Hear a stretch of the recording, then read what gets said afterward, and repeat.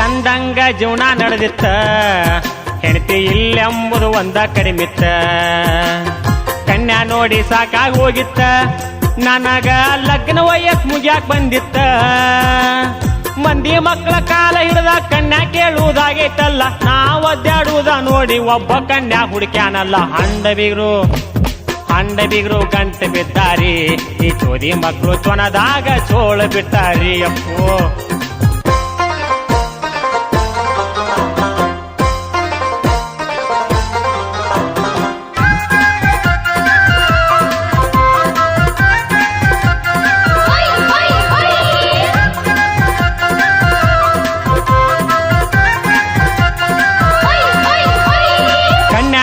ಕರ್ಕೊಂಡು ಹೋಗ್ಯಾರ ಎಮ್ಮಿ ಗ್ವಾದಲ್ಯಾಗ ಕುರ್ಚಿ ಹಾಕ್ಯಾರ ತಪ್ಪ ತಿಳಿಬ್ಯಾಡ್ರಿ ಬೀಗರ ಕರೆಂಟ